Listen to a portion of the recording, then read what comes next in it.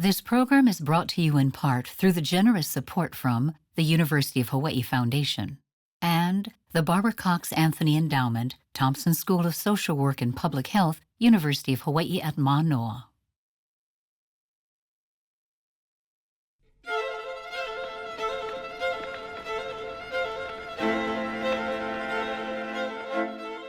American organizers of unions who believed that there is a different way of living, that there was a different way of ordering the economic system which would make for better happiness, for better realization of one's self.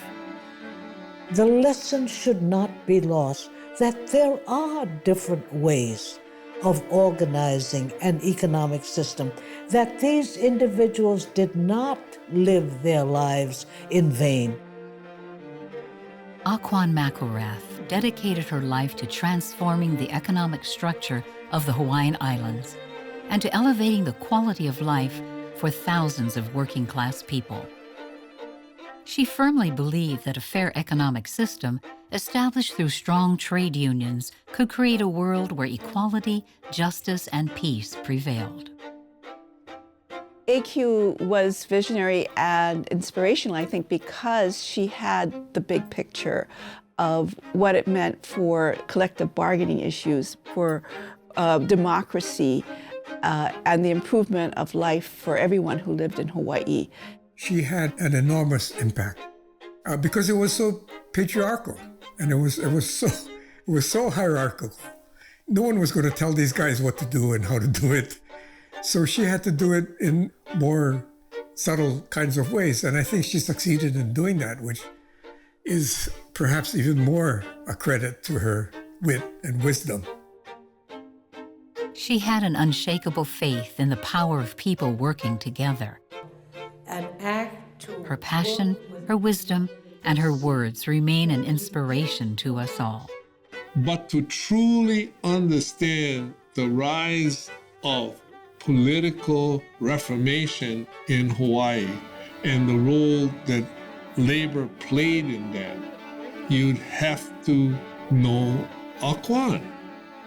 She was the voice of that aspect of the labor movement. It is important to remember our own history.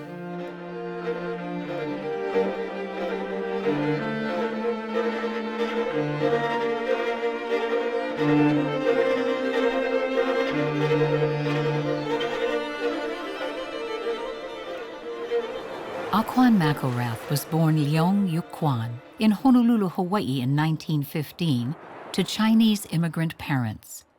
Her mother had bound feet and barely spoke English. My grandmother was the true matriarch. They came in the late 1800s. My grandfather was a laborer, and my grandmother was a housewife. Quon, a diminutive of her Chinese name, was fondly known as AQ. The family lived in Iwilei, a multi-ethnic neighborhood that included Japanese, Chinese, Filipino, Hawaiian, and a few Caucasian residents. It was one of the city's poorest neighborhoods and also the notorious red light district of Honolulu. AQ's father died when she was 5 years old, and the family was left to shift for itself.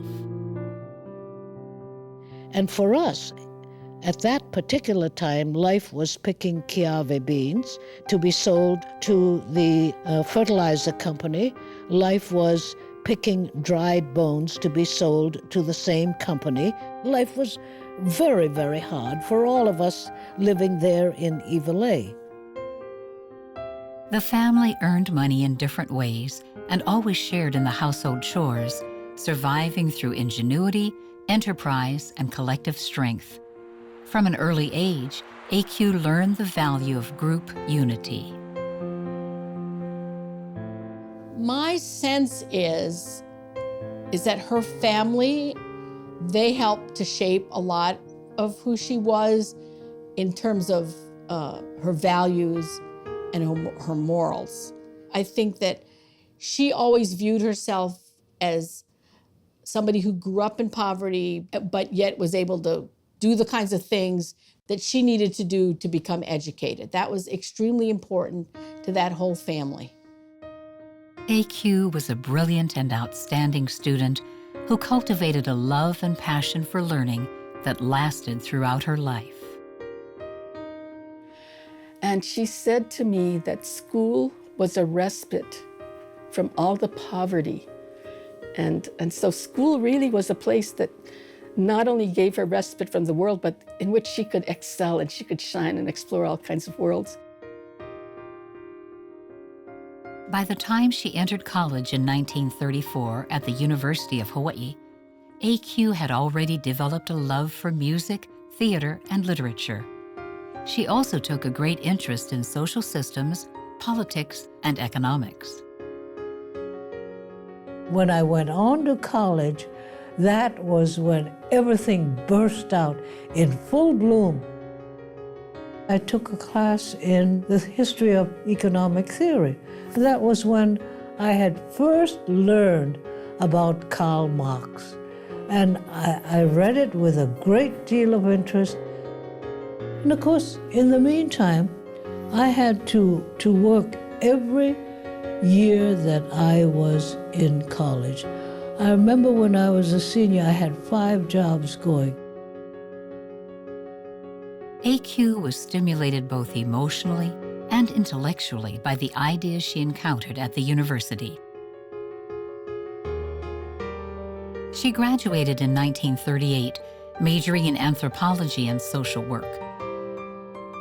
By this time, she was firmly committed to progressive ideals and to unionism as a way of uplifting the working class and humanity in general. She joined the Communist Party. My thought processes were certainly different from other people, and you figured, if these people can think as clearly as they do, there must be something to the theoretical resolutions that they have arrived at with regard to the economic political system. In the mid-19th century, sugar plantations began importing laborers to Hawaii. By the time AQ graduated from college, thousands of Chinese, Japanese, Filipino, and Portuguese workers had immigrated under labor contracts to work on plantations. The attitude of the sugar planters towards the various ethnic groups whom they had imported to work on the sugar plantations was not all that altruistic, that they looked upon them, for example, as cattle. They looked upon them as jute bags. The plantations were probably the classic example of labor paternalism. Management owned everything but the body of the worker. For decades, 5 big corporations known as the Big Five had ruled Hawaii's economy. Low wages, long hours, poor working conditions, and no representation left working-class families oppressed with little or no hope for the future. Oh man, we have slave pay. The first job I had only about $1.25 a day. And when I was shifted to the mill, I had $1.37 a day, not an hour. So if you think about the wages, we were, really starvation wages. The power of these 5 corporations over the lives, the total lives of all of the inhabitants was immense. All of us, including those of us who did not work on plantations, were controlled by the Big Five. Workers on plantations had tried to strike for improvements, but none of the strikes were very successful. At that particular time, all workers were segregated in ethnic camps. We had gone through a number of strikes, all racially involved, which did not succeed. The 1909 strike, the 1920 strike, the 24 strike, the 37 strike. And so by that time we learned that you cannot do it via one ethnic group itself. You had to organize everybody. AQ went to work at the newly formed Department of Welfare as a social worker. And I said, how much are the other social workers paid? Told me $133. And I says, well, why are we paid $105? So I organized, and we were able to get $133 like the rest of the people. AQ attended meetings with other Honolulu progressives. She worked on The Voice of Labor, a publication that supported workers. She volunteered for the ILWU, the International Longshoremen's and Warehousemen's Union. She gave speeches to longshoremen, urging them to join the union, and talked to their wives about the advantages of union membership. She had had a background in drama, and she had poise, and she could speak. While working on The Voice of Labor, AQ met Bob McElrath. A staunch labor advocate, Bob had participated in the landmark 1934 Longshore strike on the West Coast. He was a seaman. He dropped into the Voice of Labor because he had met Jack Hall in San Francisco during the strike. He had a brilliant streak in him. Bob read so very much. He was so fascinated by the English language. In August of 1941, AQ and Bob went to the island of Kauai to get married. So we ended up arriving on Kauai the same day, got married the same day, spent our honeymoon there at Koloa. A few months after their marriage, the Japanese bombed Pearl Harbor and the United States entered World War II. Hawaii was immediately placed under martial law. Martial law impacted everyone. It was imposed on Hawaii on the day of Pearl Harbor, in the afternoon of December 7th. The military took over the courts, the government, the system. And part of the takeover was control of labor. Under the War Labor Board, it was still possible to organize. AQ and Bob worked as a team with the Marine Engineers and Dry Dock Workers Association, organizing the Hawaiian tuna packers. And we got all of the women organized. And Sundays we would go there and have a lot of fun and barbecue, talk to the women about the union, why it was important for them to have a union. Bob got interested in American Can. And so we got to know some of the people at American Can through my brother-in-law, and we organized them. And we all talked about how we could lay out the strategy to organize Dole Pineapple Company. So we organized them. AQ and Bob had their first child, Gail, in 1943. In 1944, their friend Jack Hall became the regional director of the ILWU. Well, Jack was looking around for people to assist him, and he knew that Bob McElrath had worked with him, so he asked Bob to become information director. Martial law was hard on the community, and especially hard on the working class. Wage disparity and oppressive working conditions created a discontented labor force. Well, when the war started, this clamped down on a lot of freedom. The Army was into big construction work. They were paying the workers $1.25 an hour, as I recall. And here we are working for 25 cents and $2 a day. But we couldn't leave the plantation because of the threat that if you left, we would make sure that you got drafted. And there were a lot of browbeating. In fact, the manager of the company was himself like the martial law representative. He had an old tin hat, and he had a 45 slung on the side of his hips, and he would proudly come down to the morning assembly. And, we were all cowed by that kind of action. And so, we were really emotionally all built up. We felt very oppressed. And as soon as the war ended and as soon as the rumors of the union came, we were ready. When the war and martial law had ended, workers were eager to join the union despite the very serious risks. So now the fun begins. He says, in order to get in the union, we got to sign them up. He said, here's a card. So I thought, how would we sign these guys up? He said, well, you got to do the best you can and don't get caught. I thought, what do you mean don't get caught? What happened if I get caught? He said, you get fired. AQ and Bob had a second child, Brett, in 1946.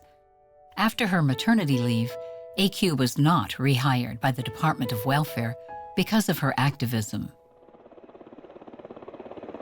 In April of that same year, a tsunami hit the Hawaiian Islands, killing 159 people and causing great damage. AQ immediately stepped up to volunteer and help union members. I went to all of the islands. The ILWU had all of the units contribute to the tidal wave fund. So we merged those units with what Red Cross could give, and we gave the maximum amount to each family. On September 1st of 1946, the ILWU was put to the test. 28,000 sugar workers went out on strike and shut down 33 of the 34 sugar plantations in Hawaii. The workers wanted a minimum wage of 65 cents per hour, a 40-hour work week, a union shop, and an end to the perquisite system.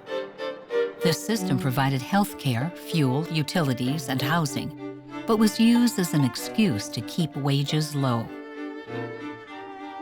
The strike was significant, not only because of the issues and the number of people involved, but also because, for the first time in the history of the labor movement in Hawaii, striking workers created solidarity by joining forces across ethnic lines.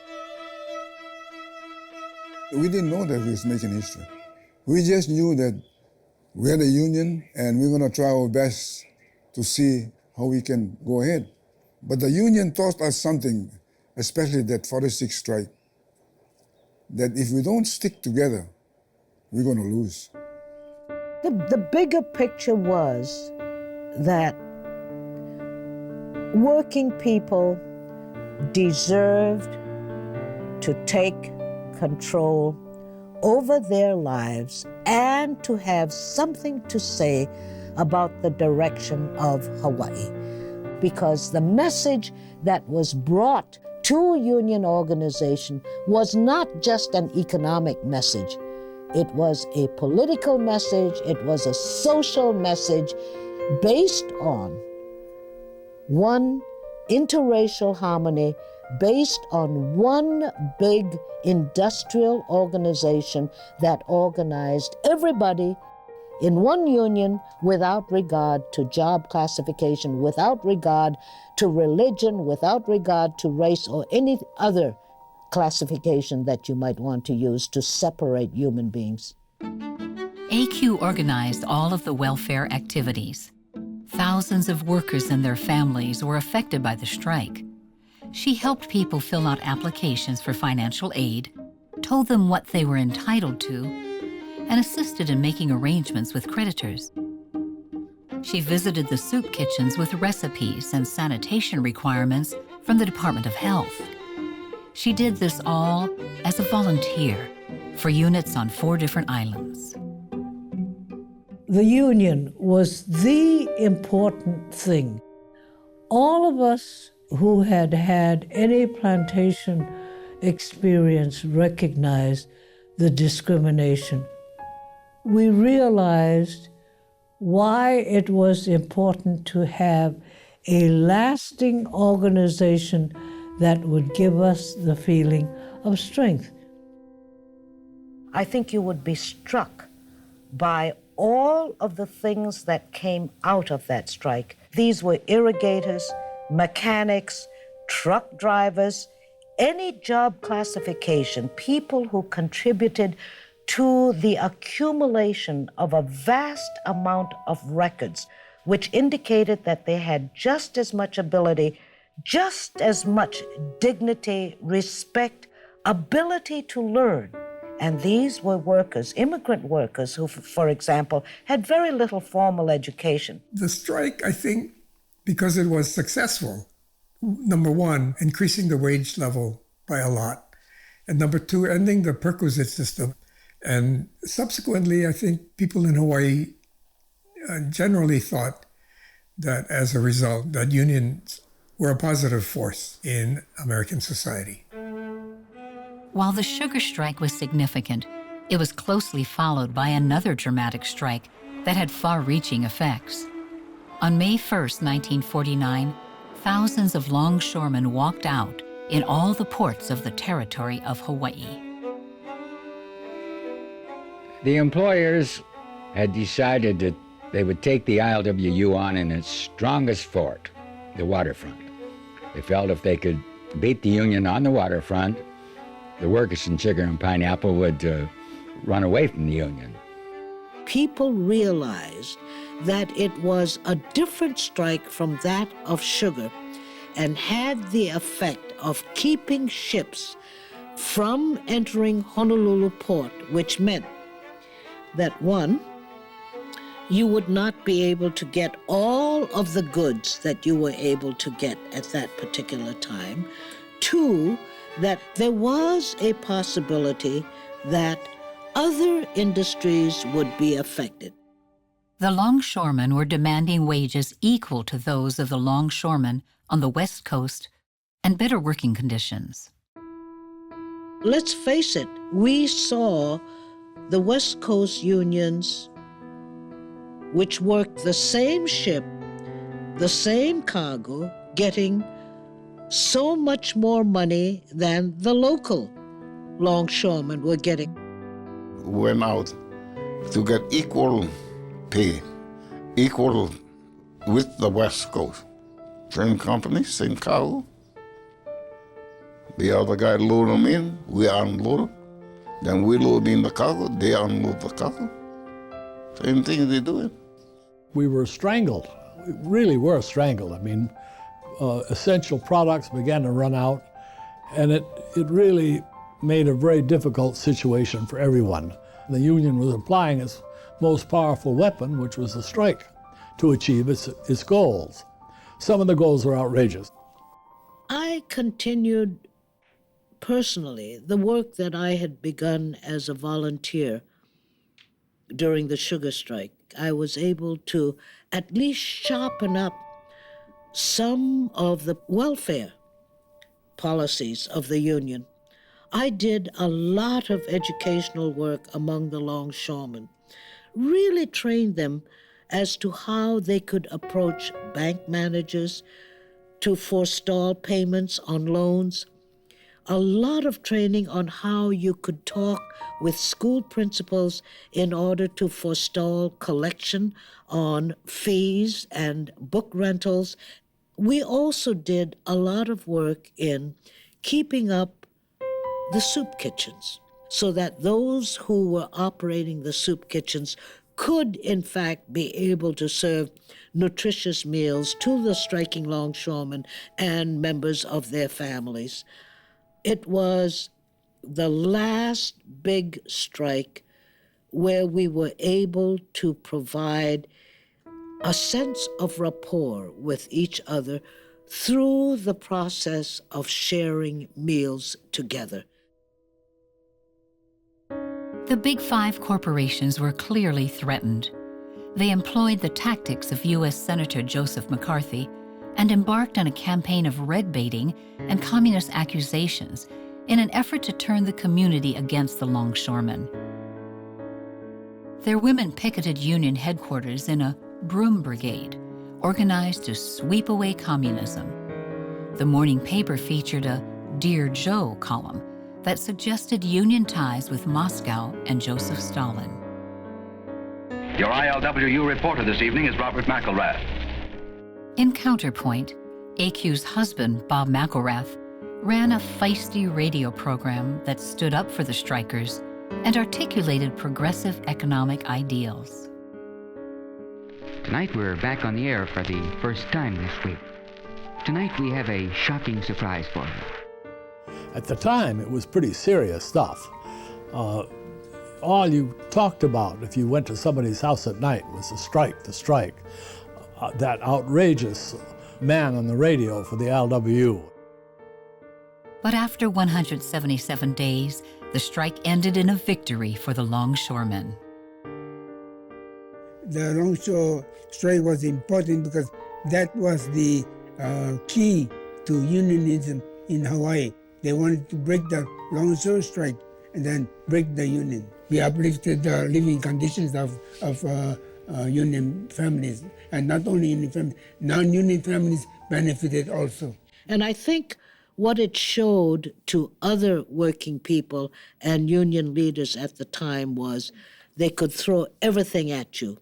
But by golly, if you've got a rank and file who believes in what you are doing and who are behind the leaders, then you can go on out and gain the same kind of power that longshoremen gained. And no doubt about it that the stevedores got a tremendous increase, and they won major victory from that standpoint. But I think that overall what it did was to dramatize how vulnerable this island was.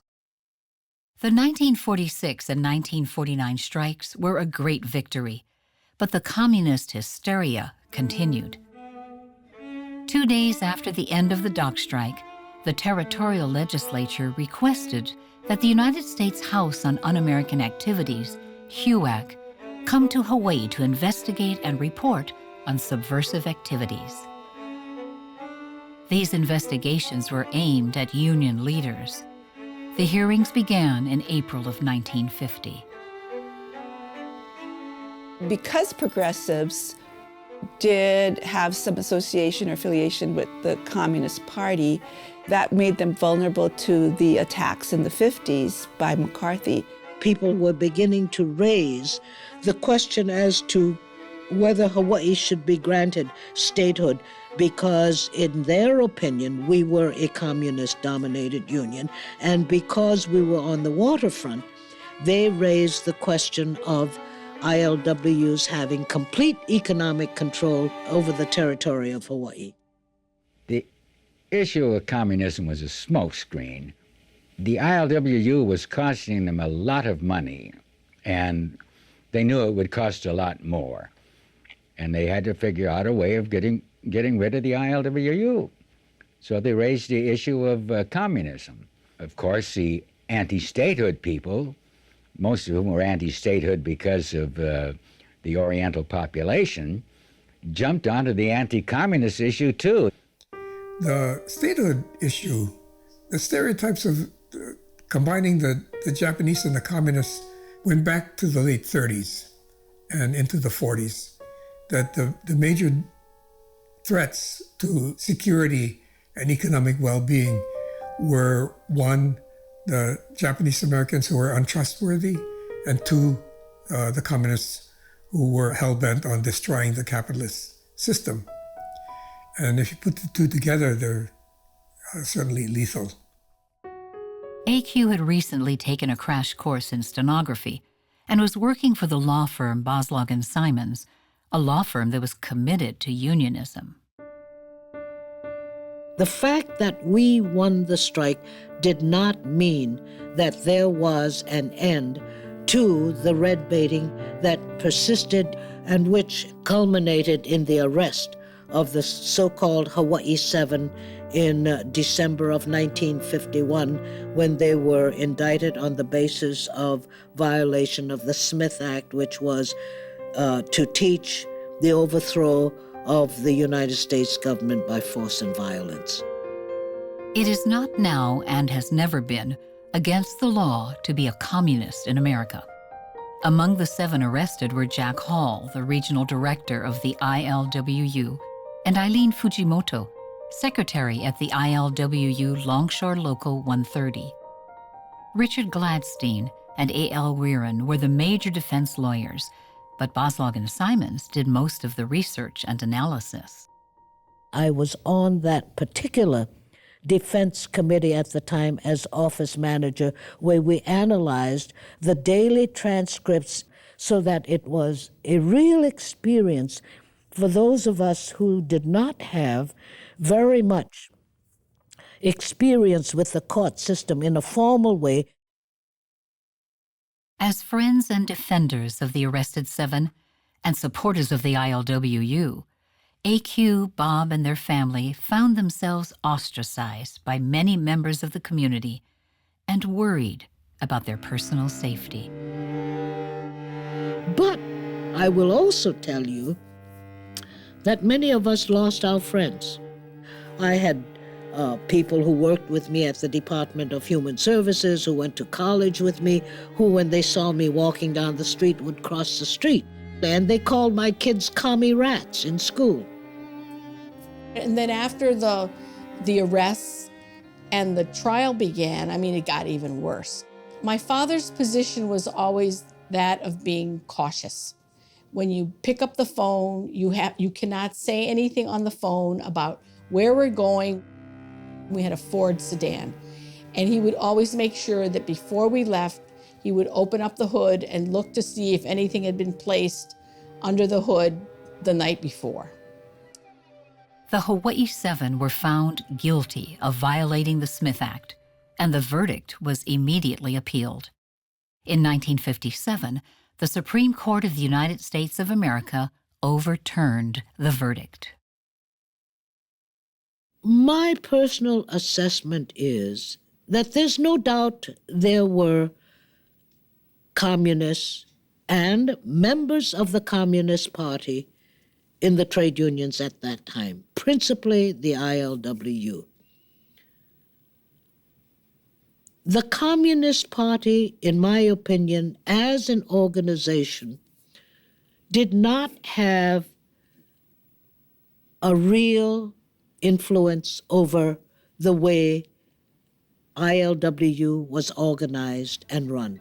But I do think that individual communists, with their philosophy of justice, of equality, with sharing power, in fact, provided the kind of glue that was important to keeping the group together, the working people together.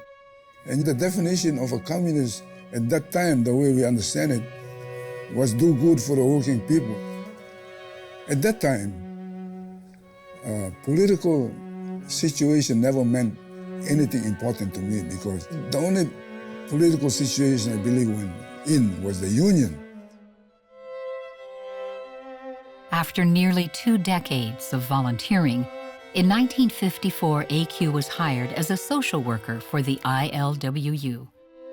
For the next 27 years, she devoted herself to the well-being of the union and all of its members, and by extension, the greater community of working-class people in Hawaii.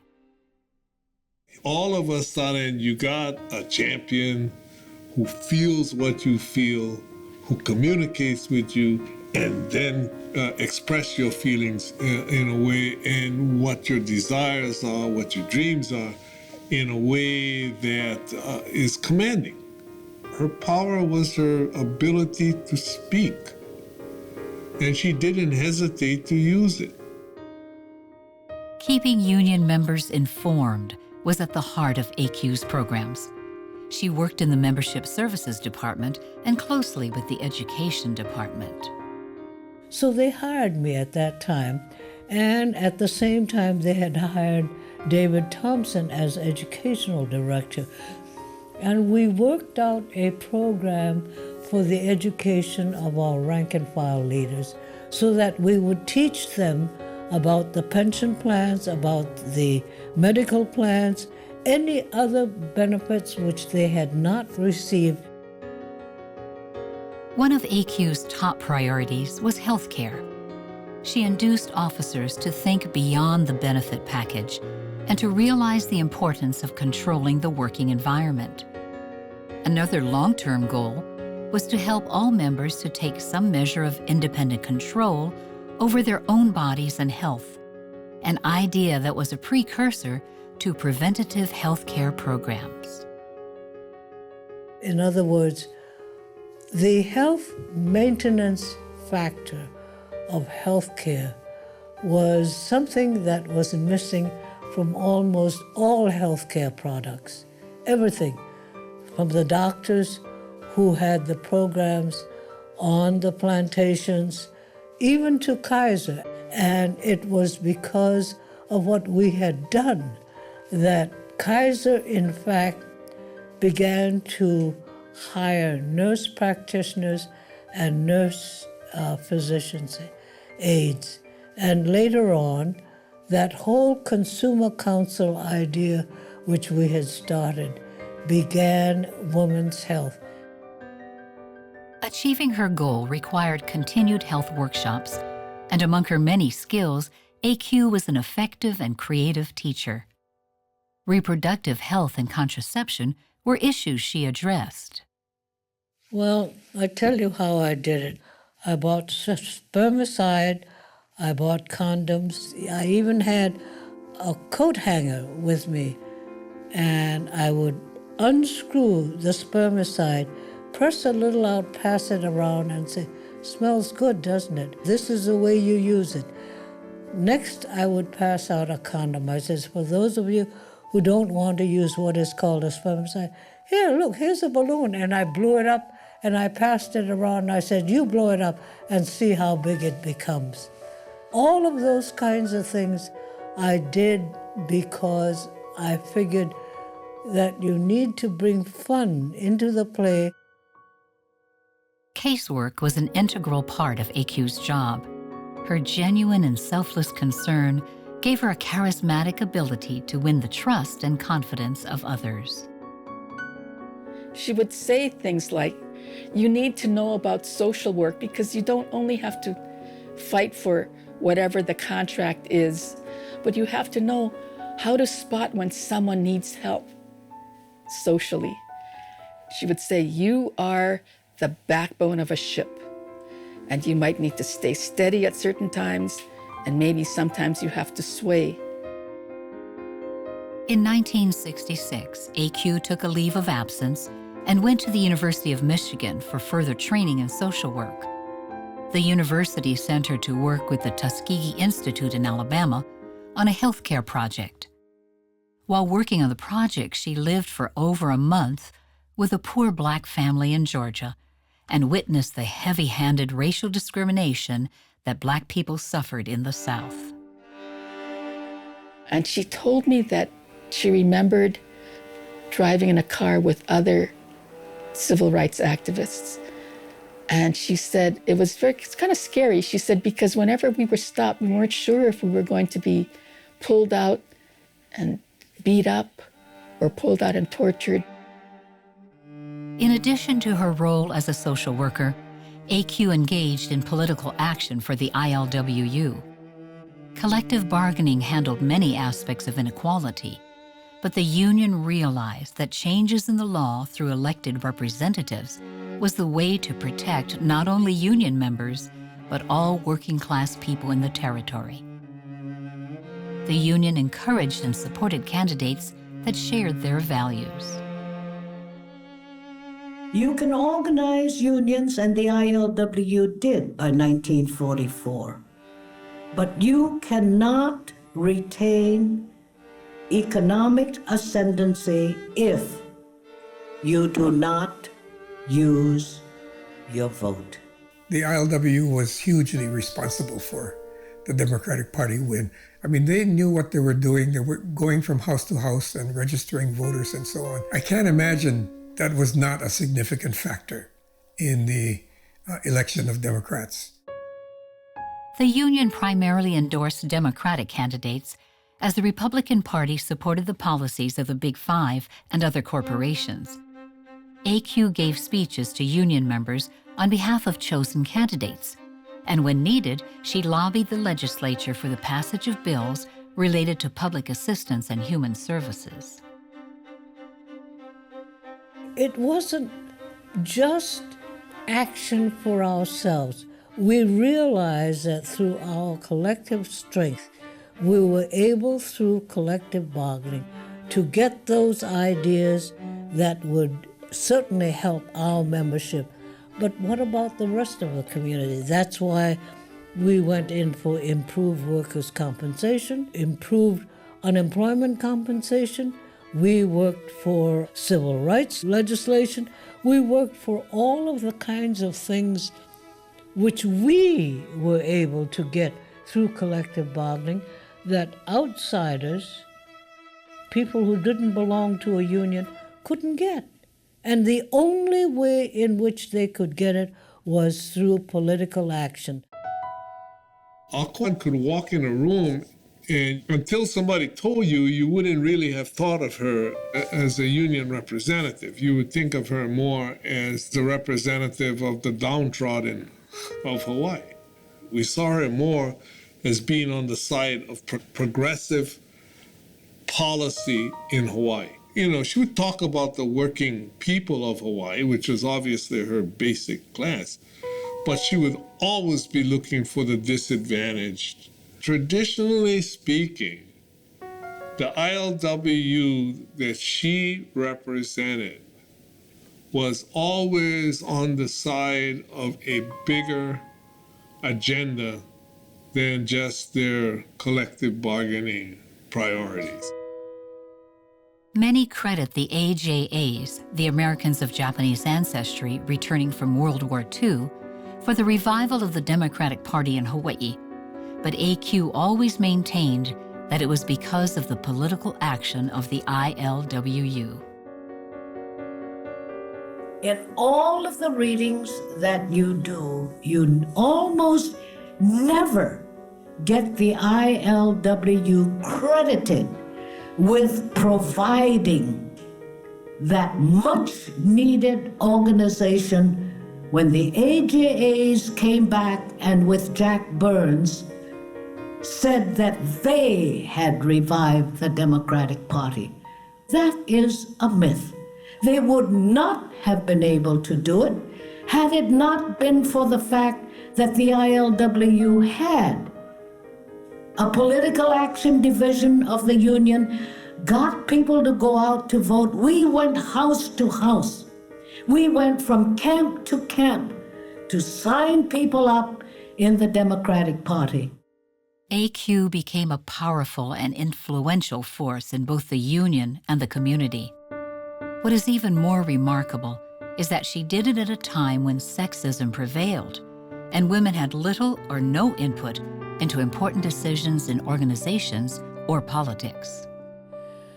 And you have to consider what it is that one can do in a union where only men determine what should be done, men who have their hearts in the right place, but who may not have had the educational background. And so I found in all of the work that I did with the ILW, I couldn't come out and say, hey, why don't you guys do this? They wouldn't listen to me. I would say, just take a look and see how it works out. You know, it may be to the credit of the working of the union. 2 months from now, they would say, hey, AQ, we thought about this thing, how about it? And it was exactly what I had suggested to them. Well, her intellect was, there would be very, very few times when she would not be the smartest person in the room. Let's face it, generally men's attitudes about women is very medieval. They don't think that women can do a job. And I can see, you can love us, but you don't give us the kind of thing we need to become leaders. Secondly, I think that many women, and as you know, Hawaii's workforce is composed of 48% women, many women still have the kinds of things which men expect them to do at home. That is, cooking meals, taking care of the children, seeing that they get off to school. And there's really very little equal partnership between men and women. To be in a situation where you're in a union and it's all male dominated, I think would be very difficult. To me, Quon is a great example of a strong, empowered woman who was an example and a model for myself as a woman. Perhaps one of the reasons for her success in the prevailing male environment is that she was completely uninterested in public attention or personal recognition. Her devotion was always to the larger group of the Union and to humanity. AQ did likely as much work as Jack Hall did, but he was the guy. She was an unsung heroine. She was not also a person that put herself forward. She basically did the work day to day, and she let others take the credit for it. It is only through unionism that women get a chance at livable, above minimum wages, fringe conditions that meet their particular station in life and perhaps the opportunity for promotion. AQ retired from the ILWU in 1981, but she never stopped working. She went to Washington, D.C. for 2 years to work at the Villers Foundation, an organization dedicated to improving health care for senior citizens, particularly those with low incomes. Recent arguments in the legislature against raising Hawaii's... When she returned home, she resumed being an activist and advocated for numerous social causes, including universal health care, women's rights, human rights, educational opportunities, criminal justice reform, welfare rights, workplace safety, better unemployment benefits, and disability insurance. As a member of the Hemlock Society, she helped to gather testimony and prepare death with dignity legislation. She always remained a staunch champion for senior citizens, the disabled, and the disadvantaged. Not have their guns aimed at the real enemy. This has been Quon McElrath for the Welfare and Employment Rights Coalition and Viewpoint. My feeling about the same-sex marriage is that we need a recognition of the fact that there is diversity in the human condition. And while our culture, our religion, our personal feelings may not countenance these things, then it seems to me that the true civil liberties stand is to recognize that diversity does indeed exist in the human condition. She was responsible for raising political consciousness and awareness of the need to continue to strive for social justice in Hawaii, to be able to recognize injustice, and to be able to then feel that you just can't walk away from it or ignore it. And who will not say that globalization in the future would mean that, in fact, your wages would come down, your fringe benefits would come down. The job is there for all of us. Hotel workers rising to keep your working conditions, rising so that your children, if they should work in hotels, will have the opportunity to have a quality of life that many of us do not have. In 1995, AQ was appointed to the Board of Regents at the University of Hawaiʻi by the governor. She served on the board for 8 years. So it would appear to me that one of the things which we need to do is to see how we can plan, anticipate ahead of time what is going to happen to our welfare mothers when Pell Grants go out of the window. And I would admonish us to take a good look at that problem. I think so. She would speak both responsibly as a regent who was concerned about the budget, and as a progressive. At one time, some of the Native Hawaiians were holding a demonstration at one of the regents' meetings, and she demonstrated with them, and then she went into the meeting. She always held on to her beliefs. In her personal life, AQ often found herself in the role of caretaker for various family members. She and her husband, Bob, separated. But when Bob was diagnosed with cancer, it was AQ who cared for him in his last days. He died in 1995. You know, there was, as in anybody's family, there was pain and sorrow, you know. You sort of have to go on with a sword in your heart. And I think she had to do that. And she carried on very, very well. During her later years, AQ received numerous awards and honors for her lifetime of service.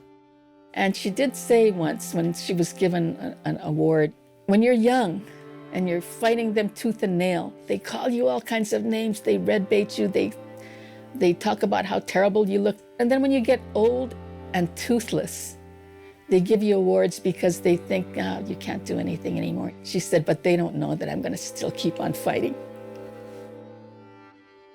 Throughout her life, AQ never lost her love for literature, theater, or music. She loved the Honolulu Symphony and rarely missed a concert. She helped to save the symphony when financial difficulties threatened its closure.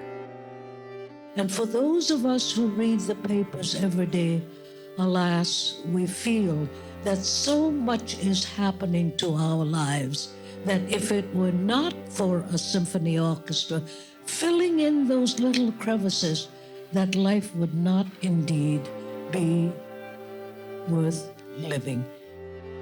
She loved life, and she lived life fully.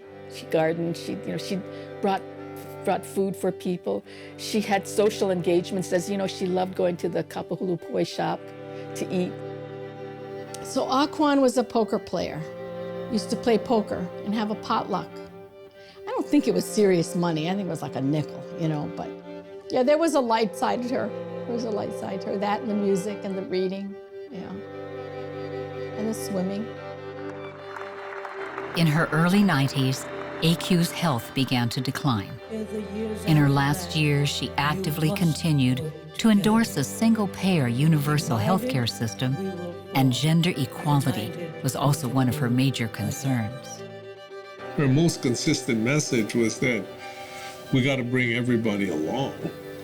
So she knew that if we just made life better for one segment of society, it wouldn't work. The whole place needed to be changed. She personified an era when Hawaii was truly committed to trying to make the world better. We're all heavily influenced by Quon and her commitment to labor and to justice and social justice. She had an enormous impact on the union and had to do it very quietly and with a lot of dignity. She was a leader of Hawaii among men and among women. She was a visionary, articulate, dedicated, committed woman who was instrumental in improving the lives of everyday working people in our islands. Quon passed away peacefully on December 11th, 2008. According to her wishes, her family held a private funeral service. However, in February of 2009, the ILWU held a memorial service that was attended by hundreds of her friends and admirers. Quon's life will forever remain an example of courage, compassion, and boundless humanitarian goodness. She was dedicated to improving the lives of others, and she never gave up her belief that a fair economic system through unionism would be the key to equality, justice, and peace in our world. And that is a determination for you to make. To think with clarity about your ideas, to understand why it is that you are where you are, but for the organizing of workers at the lowest level in agribusiness. That's for you to decide.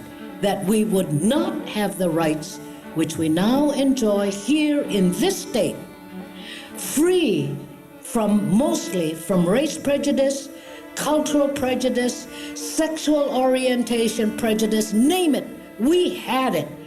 And the only reason why we pretty much don't have that stranglehold over our lives is because at one time, those workers were courageous enough to take on the bosses and to fight the battle and to realize that the good which they brought, in fact, emanated to the rest of the neighborhood and to the rest of the territory and the rest of the state of Hawaii.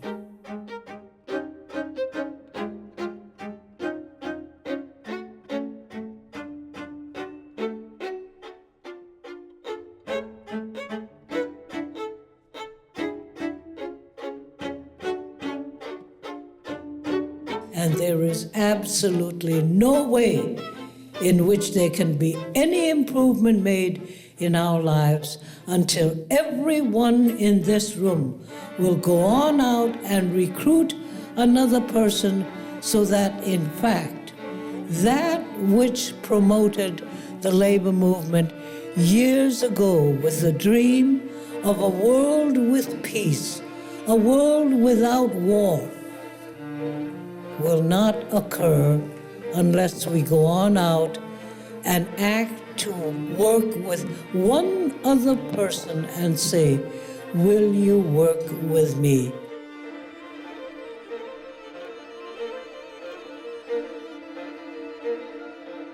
This program is brought to you in part through the generous support from the University of Hawaiʻi Foundation and the Barbara Cox Anthony Endowment, Thompson School of Social Work and Public Health, University of Hawaiʻi at Manoa.